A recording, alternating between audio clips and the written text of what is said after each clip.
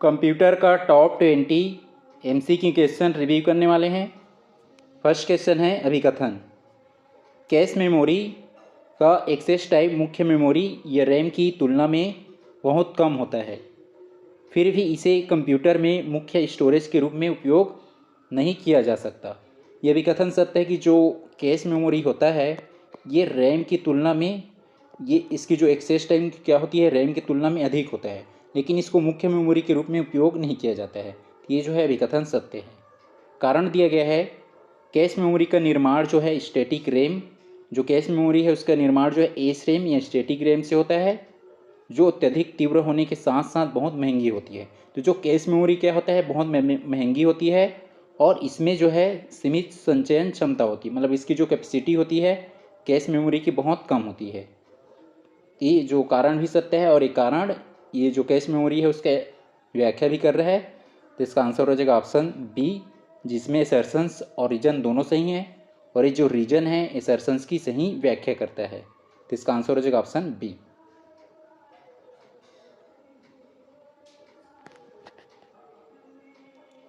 Question है अभिकथन। रोम या read only memory एक नॉन वोलाटाइल मेमोरी है, इसलिए इसमें स्टोर किया गया डेटा कंप्यूटर बंद होने पर भी सुरक्षित रहता है। ये जो है ये अभिकथन सत्य की जो रोम है ये रीड ओनली मेमोरी एक क्या है नॉन वोलाटाइल मतलब स्थायी मेमोरी है। एक स्थायी मेमोरी मतलब जो कंप्यूटर बंद होने पर भी उसमें जो डेटा रहता है वो सुरक्षित रहता है। ये जो अभिकथन सही है। कारण या रीजन दिया गया है, रैम या रैंडम एक्सेस मेमोरी के विपरीत प्रोसेसर सीधे रोम के किसी भी लोकेशन से डेटा को रेंडमली रीड या राइट नहीं कर सकता। ये कारण सत्य है, लेकिन कारण ये अभिकथन की व्याख्या नहीं कर रहे हैं, क्योंकि यहाँ पे रैम का से कंपेयर कर रहा है और यहाँ पे जो है नॉन वोलाटाइल के बारे में बोल जाए। तो जो रैम क्या है ये वोलाटाइल मेमोरी होता है, अस्थायी मेमोरी होता है, और जो रोम जो है नॉन वोलाटाइल। ये जो कथन और कारण दोनों सही हैं, लेकिन कारण अभिकथन की व्याख्या नहीं कर रहे हैं। तो इसका आंसर हो जाएगा ऑप्शन ए, जिसमें असर्शंस और रीजन दोनों सही हैं, लेकिन जो है रीजन है असर्शंस की सही व्याख्या नहीं करता है। तो इसका आंसर हो जाएगा ऑप्शन ए। क्वेश्चन है विभिन्न स्टोरेज मीडिया और उनकी मानक अधिकतम संचयन या क्षमता को सिंगल लेयर है को सही सुमेलित करना है। यहाँ पे जो स्टोरेज डिवाइस दिया गया है और उसकी जो कैपेसिटी कितना होता है उसको सुमेलित करना है। फिर यह यहाँ पे कम्पैक्ट डिस्क या सीडी, तो सीडी का जो है कैपेसिटी कितना होता है 600 से 650 से 700 MB के आसपास रहता है लगभग। ये पी का हो जाएगा 3, 650 MB से 700 MB तक, तो पी का हो जाएगा 3, पी का 3। उसके बाद जो है क्यू दिया है digital versatile device sorry disc, तो डीवीडी, तो डीवीडी का जो है कैपेसिटी कितना होता है, तो डीवीडी का जो कैपेसिटी होता है 4.7 GB और डबल साइड का क्या हो जाएगा 8.4 या 5 GB का हो जाएगा। ये क्यू का हो जाएगा सेकेंड मेमोरी है 4.7 GB, ये क्यू का हो जाएगा 2, क्यू का 2। उसके बाद आर दिया है ब्लू रे डिस्क का जो है कैपेसिटी कितना होता है 25 GB से 50 GB के बीच, ये 25 GB से 50 GB तक होता है। फिर आर का हो जाएगा 1, आर का 1। उसके बाद जो है एस दिया है कैश मेमोरी, और यहाँ पे कैश मेमोरी जो है 3 होता है, लेयर 1, लेयर 2 और लेयर 3। लेयर 1 का कितना होता है ये 2 KB से 64 KB के आसपास रहता है, और लेयर 2 का जो है 256 KB से 512 KB के आसपास रहता है, और जो लेयर 3 का 2 MB से 64 MB या 96 MB तक रहता है। अभी जो आधुनिक या मॉडर्न टाइम में इसका जो कैपेसिटी बढ़ता जा रहा है, तो जो लेयर 3 है उसका कैपेसिटी कितना होता है 2 MB से 64 MB।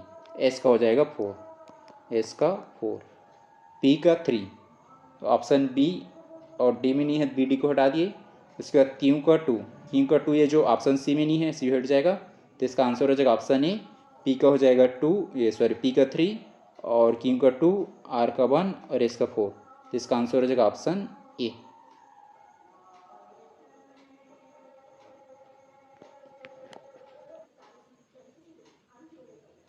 क्वेश्चन है कंप्यूटर संरचना के विभिन्न मेमोरी घटक और उनकी गति या क्षमता के संदर्भ में सुमेलित कीजिए।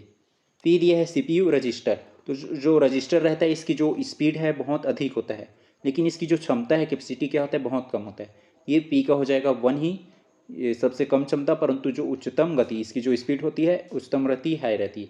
पी का हो जाएगा 1, पी का 1। उसके बाद क्यों दिया है स्टैटिक रैम। स्टैटिक रैम या एस रैम जो है किसके लिए, किसके निर्माण में प्रयुक्त होता है, ये कैश मेमोरी के निर्माण में। ये क्यों का हो जाएगा 3, क्यों का 3। जो एस रैम है ये स्टैटिक रैम है, इसका उपयोग कैश मेमोरी के निर्माण में होता है, क्यों का हो जाएगा 3। उसके बाद आर दिया है डायनेमिक रैम या डी रैम। तो डायनेमिक रैम इसमें क्या होता है, ये वोलाटाइल प्रवृत्ति का होता है जो डी रैम या डायनेमिक रैम, और इसमें जो है रिफ्रेशिंग या रिफ्रेश की आवश्यकता होती है, किसमें, जो डायनेमिक रैम में। आर का हो जाएगा 2, आर का 2। इसके बाद एस दिया है प्रोग्रामेबल रोम या पी रोम। तो पी रोम को क्या कर सकते हैं हम लोग, केवल एक ही बार राइट कर सकते हैं, मतलब लिख सकते हैं। ये हो जाएगा केवल एक बार बर्न या राइट की जा सकने वाली मेमोरी, ये होता है पी रोम या प्रोग्रामेबल रोम। एस का हो जाएगा 4, एस का 4। पी का 1 जिस ऑप्शन में नहीं उसको हटा देंगे, ऑप्शन ए में नहीं है और डी में नहीं है, ए डी हट जाएगा। इसके बाद क्यू का 3, क्यू का 3 ये ऑप्शन सी में नहीं है तो सी भी हट जाएगा, तो इसका आंसर हो जाएगा ऑप्शन बी। पी का हो जाएगा 1, क्यू का 3, आर का 2 और एस का 4, तो इसका आंसर हो जाएगा ऑप्शन बी।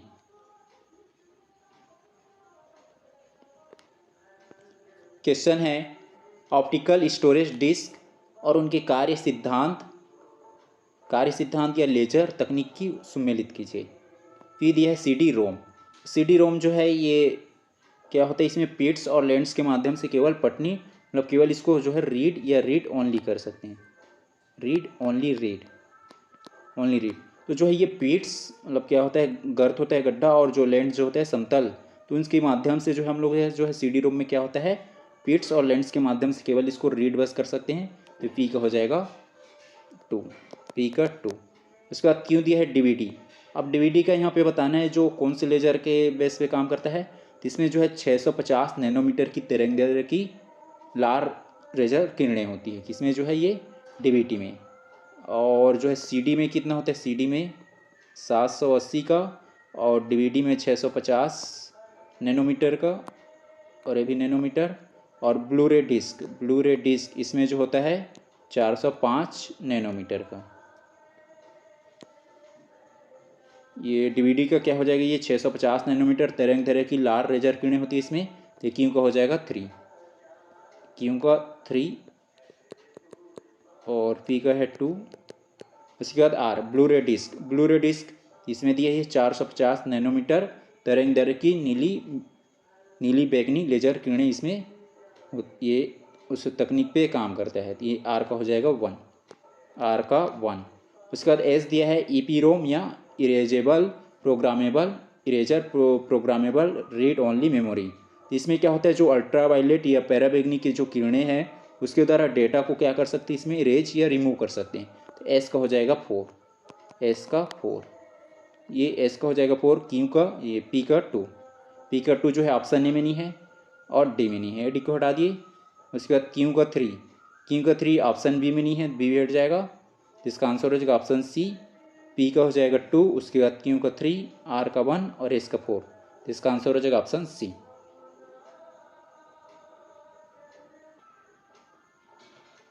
क्वेश्चन है मेमोरी के प्रकार और उनके अन्य तकनीकी नामों को सही सुमेलित कीजिए। अब यहाँ पे जो मेमोरी का टाइप्स दिया है और उनका जो अन्य तकनीकी नाम है उसके बेस्ड में यहाँ पे सुमेलित करना है।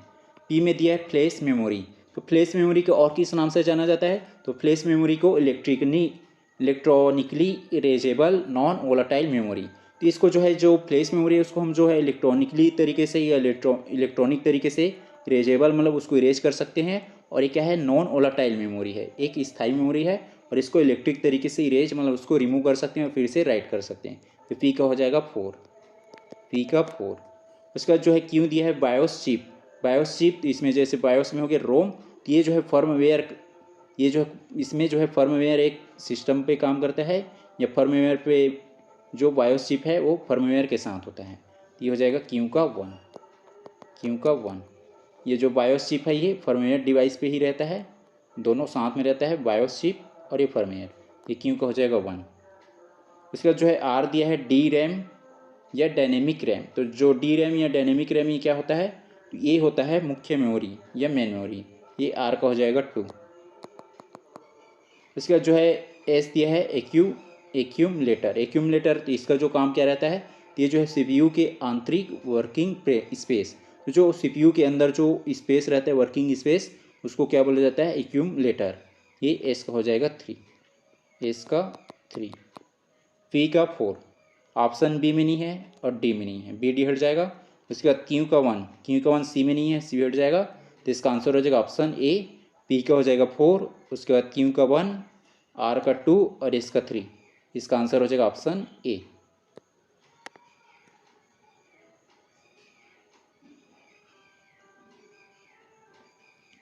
क्वेश्चन है कंप्यूटर मेमोरी को उनके डेटा एक्सेस टाइम के आधार पर सबसे तेज़ से सबसे धीमी के सही पद अनुक्रम में व्यवस्थित कीजिए।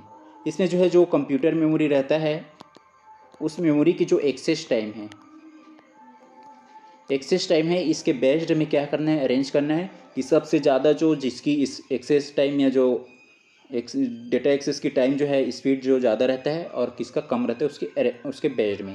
तो जो है सबसे ज़्यादा किसका रहेगा इसमें, रजिस्टर का। रजिस्टर पास में रहता है तो स्पीड जो है एक्सेस टाइम या डेटा एक्सेस की टाइम सबसे अधिक होती है रजिस्टर की, तो हो जाएगा पहले नंबर पे। रजिस्टर के बाद जो है कौन लगा रहता है, कैश मेमोरी, तो ये कैश मेमोरी का दूसरे नंबर पे हो जाएगा।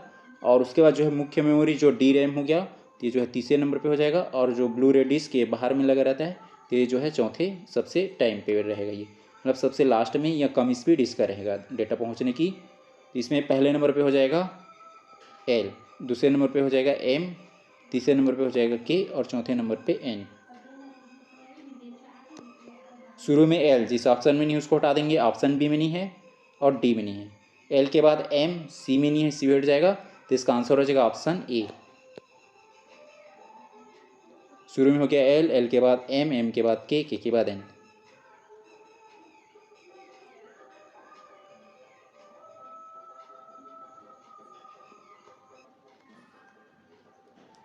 क्वेश्चन है विभिन्न मेमोरी श्रेणियों को उनकी प्रति बिट भंडारण लागत कॉस्ट पर बिट के आधार पर सबसे महंगे से सबसे सस्ते घटते क्रम में व्यवस्थित कीजिए।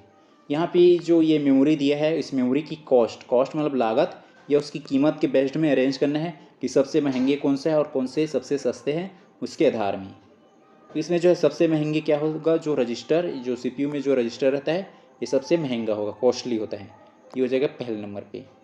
इसके बाद इससे जो है रजिस्टर से सस्ता कौन होता है, ये कैश मेमोरी, तो हो जाएगा कैश मेमोरी दूसरे नंबर पे। और कैश मेमोरी से सस्ते जो है ये डायनेमिक रैम होता है, तो हो जाएगा तीसरे नंबर पे। और उसके बाद जो है ये डीबीटी, ये इससे सस्ता रहता है, तो हो जाएगा चौथे नंबर पे। तो सबसे जो महंगा जो रहेगा ये रजिस्टर, और उससे कम रेट पे रहेगा कम प्राइस में जो है कैश मेमोरी, और उससे कम प्राइस में रहेगा डायनेमिक, और सबसे कम में रहेगा डीवीडी। और यदि इसकी जो है ये प्राइस के बेस्ड में हो गया, महंगे से सस्ते के बेस्ड में, यदि यहीं पे कैपेसिटी के बेस्ड में दिया रहता, मतलब उसकी जो है भंडारण क्षमता या कैपेसिटी के बेस्ड में, तो उस प्रोसेस में जो है ये डीवीडी क्या हो जाता है, ये सबसे ज़्यादा कैपेसिटी रहता है इसका इसमें से। और जो ये रजिस्टर का जो है कम रहता है, और जो कैश मेमोरी का जो है इससे ज़्यादा रहता है रजिस्टर से, और इससे ज़्यादा जो है डायनेमिक रैम का, और सबसे ज़्यादा इसमें डीवीडी का रहता है यदि कैपेसिटी के बेस्ड में रहता। तो इसका जो है ये पहले नंबर पे आ जाएगा वाई पहले नंबर पे आ जाएगा। वाई के बाद दूसरे नंबर पे ये जेड, और उसके बाद तीसरे नंबर पे एक्स, और चौथे नंबर पे डब्लू।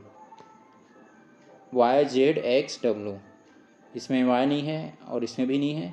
वाई के बाद जेड, वाई के बाद जेड, बी में नहीं है, बी हट जाएगा। तो इसका आंसर हो जाएगा ऑप्शन सी। शुरू में हो गया वाई, वाई के बाद जेड, जेड के बाद एक्स, एक्स के बाद डब्लू।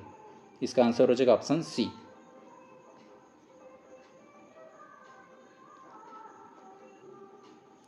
क्वेश्चन है रैम और रोम के संदर्भ में कौन से कथन सही हैं। रैम और रोम के बारे में बताने की, जो रैम हो गया और रोम। रैम जो क्या होता है, ये वोलाटाइल मेमोरी होता है, वोलाटाइल मेमोरी मतलब अस्थायी मेमोरी होता है। और रोम जो होता है non volatile memory. Non volatile memory मतलब ये स्थायी होता है। और जो रैम की जो डाटा, जैसे क्या हो गया, सिस्टम जो बंद हो गया, ऑफ हो गया, इसमें डाटा रिमूव हो जाता है, हट जाता है। लेकिन रोम में क्या होता है, डाटा जो है रहता है उसमें, हटता नहीं है, स्थायी रहता है। इसलिए जो क्या है नॉन वोलाटाइल है, और जो रैम जो है वोलाटाइल। अब इसमें जो है दोनों में हम कौन सा कथन सही है उसको देखेंगे, रैम और रोम से रिलेटेड। कथन एल दिया है रैम एक वोलाटाइल मेमोरी है। अभी रैम के बारे में देखें कि जो रैम क्या है वोलाटाइल मेमोरी है, सही है, जिसका तात्पर्य है कि इसमें उपस्थित डेटा को बनाए रखने के लिए निरंतर विद्युत आपूर्ति की आवश्यकता होती है। मतलब विद्युत आपूर्ति या बंद हो गया सिस्टम, तो उस कंडीशंस में क्या होगा, रैम में जो मेमोरी जो डाटा है वो क्या हो जाएगा, हट जाएगा, रिमूव हो जाएगा। इसलिए इसके लिए क्या होता है, निरंतर जो विद्युत आपूर्ति की आवश्यकता होती है, इसमें जो उपस्थित जो डेटा है उसको बनाए रखने के लिए। ये जो पहला कथन ये सही है। इसका दूसरा कथन दिया एम स्टैटिक रोम। स्टैटिक रोम मतलब जो वही भी कैश मेमोरी देखे हैं वो। तो स्टैटिक रैम को डेटा बनाए रखने के लिए समय समय पर रिफ्रेशिंग सर्किट द्वारा चार्ज करने की आवश्यकता होती है। तो ये जो कथन एम गलत हो जाएगा, क्योंकि ये जो किसकी विशेषता बता रहा है, ये स्टैटिक रैम की नहीं है, ये डी रैम की विशेषता है। डी रैम में क्या होती है, रिफ्रेशिंग की आवश्यकता होती है, ना कि स्टैटिक रैम में। इसलिए जो ये कथन एम गलत हो जाएगा। इसका जो है कथन एन दिया है रोम एक नॉन वोलाटाइल मेमोरी है, जबकि रैम एक वोलाटाइल मेमोरी। ये जो कथन एन ए भी सही है। रोम क्या है नॉन वोलाटाइल और रैम क्या है वोलाटाइल। इसका जो है कथन ओ दिया है रैम और रोम दोनों ही रैंडम एक्सेस मेमोरी है, जहां किसी भी लोकेशंस को पढ़ने में एक समान समय लगता है। ये जो कथन ओ ए भी सही है। इसमें एम बस गलत है, तो एम वाला को हटा देंगे। ऑप्शन ए में है और सी में भी है और डी में भी है, तो इसका आंसर हो जाएगा ऑप्शन बी, जिसमें केवल एल, एन और ओ ये तीनों कथन सही हैं। आंसर हो जाएगा ऑप्शन बी।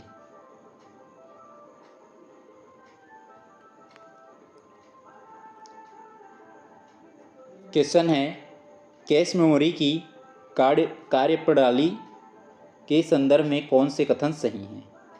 कैश मेमोरी के बारे में बताने की कौन सा जो कथन सही है उसके बारे में। पहला कथन दिया है पी, जब भी सीपीयू को किसी डेटा की आवश्यकता होती है तो वह सबसे पहले कैश मेमोरी L1 या L2 को खोजता है, जिसे कैश हिट या कैश मिस कहा जाता है। तो जो कथन पी सही कि जो सीपीयू को डेटा की आवश्यकता होती है सबसे पहले किसके पास जाएगा, ये कैश मेमोरी के पास जाएगा, जिसमें L1 और L2 आता है। तो जो कथन पी ये सही है। इसका जो कथन क्यों दिया है, कैश मेमोरी मुख्य रूप से लोकेलिटी ऑफ रेफरेंस के सिद्धांत पर कार्य करती है। ये जो कथन क्यों ये भी सही है कि जो कैश मेमोरी है ये लोकेलिटी ऑफ रेफरेंस के सिद्धांत पर ये कार्य करता है।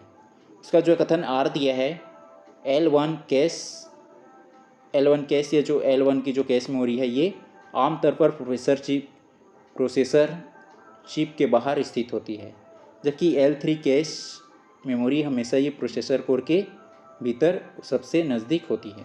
तो जो कथन आर गलत हो जाएगा, क्योंकि यहाँ पे ये जो L दिया है उसके जगह में L3 आ जाएगा, यहाँ पे जो L3 दिया है इसकी जगह में L1। मतलब जो L3 क्या होता है ये बाहर स्थित होता है, और जो L1 है ये भीतर स्थित होता है। ये दोनों का जो अपोजिट दे दिए गए हैं, तो ये कथन जो है आर गलत हो जाएगा। L1, L2 और L3 ये तीनों जो है कैश मेमोरी का क्या है, लेयर है। L1 की जो कैपेसिटी होता है 2 KB से 64 KB के आसपास रहता है ये, और जो L2 का 256 KB से 512 KB के आसपास, और L3 का जो है 2 MB से 64 MB के आसपास, ये इनकी जो है कैपेसिटी होती है। यहाँ पे जो P और Q जो है सही है, यहाँ पे सही कथन की चुनाव करना था। P Q किसी में दिया, ऑप्शन सी में, तो इसका आंसर हो जाएगा ऑप्शन सी, जिसमें केवल जो है P और Q कथन सही हैं। क्वेश्चन है ऑप्टिकल स्टोरेज मीडिया, CD हो गया, DVD हो गया और ब्लू रे डिस्क हो गया, इसके बारे में बताना है कि कौन सी जो कथन जो है सही है उसके बारे में। पहला कथन दिया एक्स, ब्लू रे डिस्क में प्रयुक्त होने वाली लेजर की तरंग दैर्घ्य 405 नैनोमीटर और CD और DVD की तुलना में कम होती है, जिससे इसमें जो है अधिक तरंग दैर्घ्य ट्रैक्स बनाए जा सकते हैं। तो ये जो कथन एक्स सही है, क्योंकि जो ब्लू रे डिस्क की कितना होती है 405 नैनोमीटर, और जो CD का जो होता है 780 और DVD का 650। यहाँ पे वही बोला गया है कि जो है ब्लू रे डिस्क का जो है CD और DVD के तुलना में कम होती है। तो जो कथन एक्स सही है, क्योंकि जो यहाँ पे ब्लू रे डिस्क का कितना है 405 और CD DVD का इससे ज़्यादा है। तो जो कथन एक्स सही है।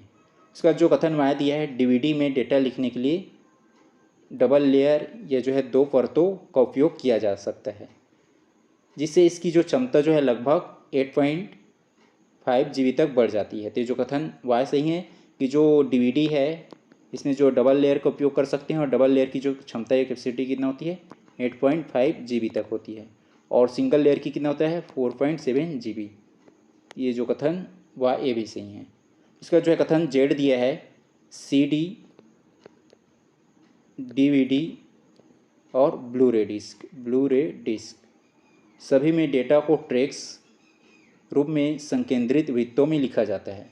ये जो है संकेंद्रित वृत्तों में हार्ड डिस्क हो गया, hard disk drive, floppy disk, इसमें लिखा जाता है, ना कि जो CD, DVD और ब्लू रे डिस्क में। तो ब्लू रे डिस्क हो गया, CD, DVD हो गया, इसमें जो है ये सर्पिलाकार या स्पायरल फॉर्म में लिखा जाता है, ना कि संकेंद्रित वृत्तों के फॉर्म में। इसलिए जो कथन जेड ये गलत हो जाएगा, क्योंकि यहाँ पे बोला गया है CD, DVD और ब्लू रे डिस्क सभी में डेटा को ट्रैक्स के रूप में संकेंद्रित वृत्तों में लिखा जाता है, ना कि सर्पिलाकार रूप में। इसीलिए जो कथन जेड गलत हो जाएगा। ये संकेंद्रित वृत्तों के फॉर्म में जो है हार्ड डिस्क ड्राइव और फ्लॉपी डिस्क हो गया उसमें लिखा जाता है, और CD, DVD और ब्लू रे डिस्क जो है ये स्पायरल फॉर्म या सर्पिलाकार में रूप में लिखा जाता है। इसलिए जो कथन जेड गलत हो जाएगा। इसमें यहाँ पे सही कथन की जांच करना था, सही कथन की चुनाव करना था। इसमें एक्स और वाई सही हैं। एक्स वाई किसमें दिया, ऑप्शन सी में, तो इसका आंसर हो जाएगा ऑप्शन सी, जिसमें केवल एक्स और वाई कथन सही हैं।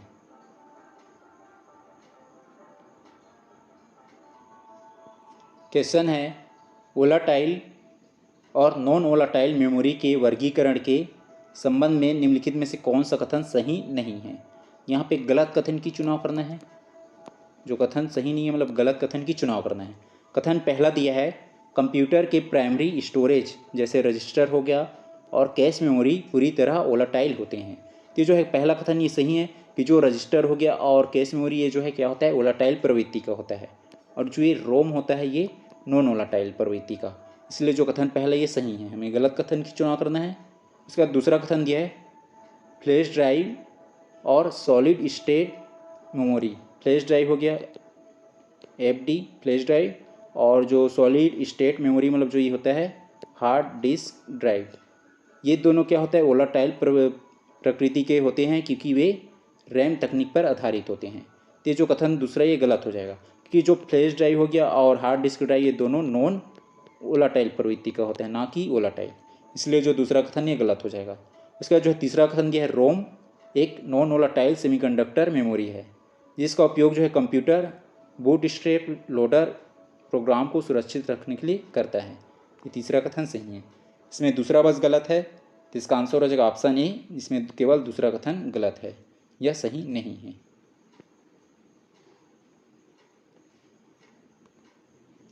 क्वेश्चन है, डायनेमिक रैम या DRAM चिप में प्रयुक्त मेमोरी सेल के भीतर एक बिट डेटा को स्टोर करने के लिए निम्नलिखित में से किस इलेक्ट्रॉनिक घटक के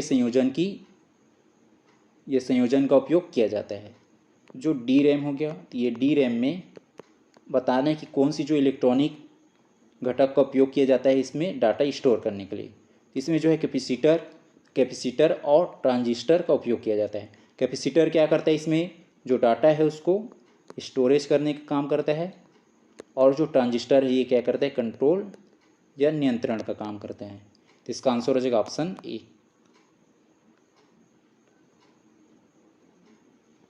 क्वेश्चन है, जब प्रोसेसर को कार्य करते समय किसी आवश्यक डेटा या निर्देश की मांग करने पर वह डेटा कैश मेमोरी में नहीं मिलता है, तो इस तकनीकी स्थिति को कंप्यूटर शब्दावली में क्या कहा जाता है। जो प्रोसेसर है ये क्या कर रहा है, काम कर रहा है। अब ये प्रोसेसर काम कर रहा है, उस समय उसको क्या पड़ रहा है, डेटा की आवश्यकता पड़ रहा है। अब ये डेटा के लिए कहाँ पे जाएगा, ये कैश मेमोरी के पास जाएगा। किसके पास, कैश मेमोरी के पास। बट एक ऐसा कंडीशंस आ गया कि कैश मेमोरी के पास वो डेटा नहीं मिल रहा है, तो उस कंडीशंस को बोला जाता है कैश मिस। तो इसका आंसर हो जाएगा option C, cache miss. Question है, CPU के भीतर स्थित वह कौन सा विशेष उद्देश्य रजिस्टर है जो निष्पादित होने वाले अगले निर्देश के मेमोरी एड्रेस को ट्रैक करता है और उसे होल्ड करता है। तो जो है आगे ये अगला जो नेक्स्ट जो निर्देश या जो कंस्ट्रक्शन है, इंस्ट्रक्शंस है, उस इंस्ट्रक्शंस को मेमोरी एड्रेस को ट्रैक करता है। मतलब जो अगले जो या नेक्स्ट जो इंस्ट्रक्शन है उसको मेमोरी एड्रेस को ट्रैक करता है और होल्ड करता है। तो कौन करता है? ये प्रोग्राम काउंटर। इसका आंसर हो जाएगा ऑप्शन बी।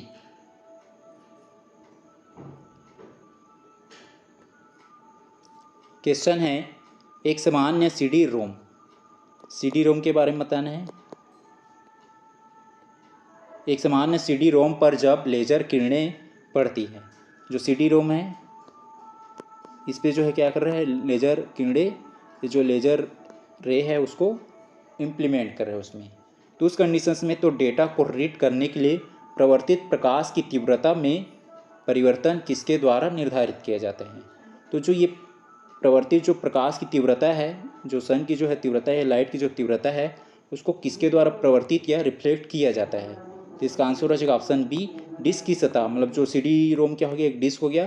तो उसकी सतह पर मौजूद जो सूक्ष्म गड्ढा हो गया जिसको बोलते हैं पिट्स, और उस पर जो समतल क्या रहेगा? सतह रहेगा, लेंस।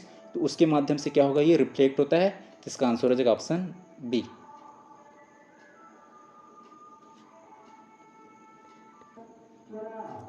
क्वेश्चन है, स्टैटिक रैम को भी क्या बोला जाता है? कैश मेमोरी बोला जाता है। स्टैटिक रैम के निर्माण में मुख्य रूप से डिजिटल इलेक्ट्रॉनिक्स के किस घटक का उपयोग किया जाता है जो इसे बिना रिफ्रेश किए डेटा बनाए रखने की क्षमता देता है? तो जो ये एस रैम है, एस रैम और डी रैम, जो डी रैम है इसको रिफ्रेश करने की आवश्यकता पड़ती है, लेकिन जो स्टैटिक रैम है, जो एस रैम है, इसको जो है रिफ्रेश करने की आवश्यकता नहीं पड़ती है। तो उस कंडीशंस में बताना है कि ये जो कौन सा जो डिजिटल इलेक्ट्रॉनिक्स टूल्स है, ये घटक है जो इसको एस रैम को क्या बनाए रखने में बिना जो रिफ्रेश किए बनाए रखने की क्षमता देता है। तो इसका आंसर हो जाएगा ऑप्शन बी, जो फ्लिप फ्लॉप है सर्किट्स है, वो इसको जो है बिना रिफ्रेश किए डाटा को बनाए रखने की क्षमता या कैपेसिटी देता है। तो इसका आंसर हो जाएगा option B, flip flop circuits.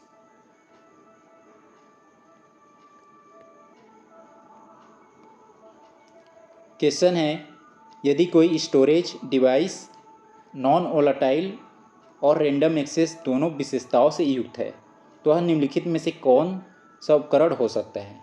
यहाँ पे नॉन वोलेटाइल बताना है और रैंडम एक्सेस दोनों प्रवृत्ति के हैं, नॉन वोलेटाइल और रैंडम एक्सेस।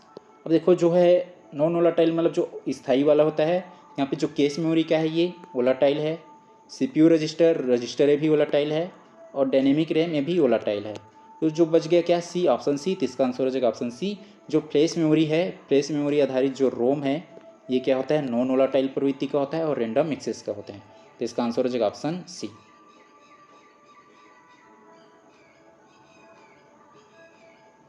क्वेश्चन है, ब्लू रे डिस्क की डेटा संचयन घनत्व डीवीडी की तुलना में बहुत अधिक होने का मुख्य वैज्ञानिक कारण क्या है?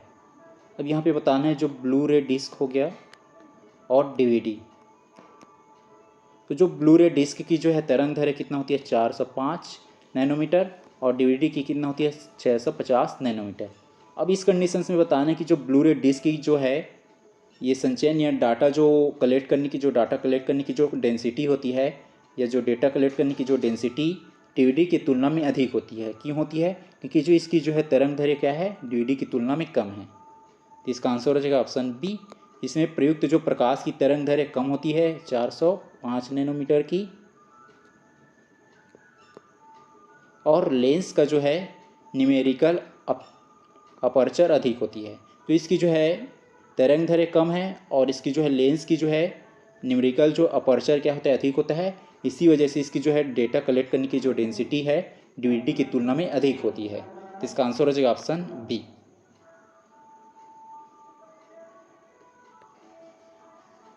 क्वेश्चन है, प्रोग्रामिंग और कंप्यूटर संरचना के संदर्भ में फर्मवेयर का क्या अर्थ है और इसे सामान्यतः कहाँ स्टोर किया जाता है? अब यहाँ पे बताना है कि जो प्रोग्रामिंग और कंप्यूटर संरचना के संदर्भ में जो फर्मवेयर क्या है उसके बारे में। तो इसका आंसर हो जाएगा ऑप्शन सी। तो फर्मवेयर क्या होता है, एक विशिष्ट निर्देशों का सेट है, मतलब निर्देश मतलब इंस्ट्रक्शंस का क्या है, सेट है, ये सॉफ्टवेयर है कौन सा, जो फर्मवेयर है। और जो क्या होता है, रोम चिप में स्थायी रूप से संचित रहता है। तो ये जो फर्मवेयर जो है आपको कहाँ पे मिलेगा, रोम के साथ, एक रोम डिवाइस के साथ लगा होता है ये फर्मवेयर। तो इसका आंसर हो जाएगा ऑप्शन सी।